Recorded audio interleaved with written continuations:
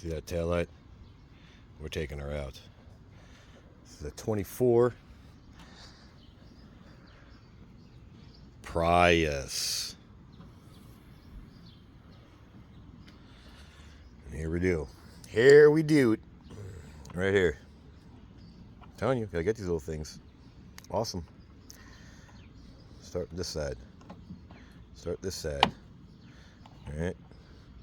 Now you got 3. I already took this off. 3 tabs that hold this puppy in place.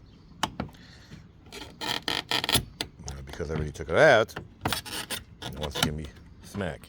So you see? I already took those two 10 mils out right there. Now I thought he'd take the bumper off.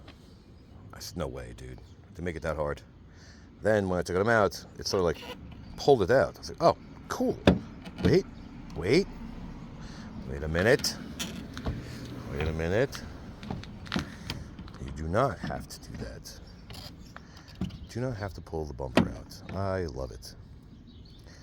So, there you go. Here's your taillight. Same the other side. What you want to do, tuck it back behind the light. And there you have it. Push that little tab back in. Line these puppies back up. And put the 2 10 mils back.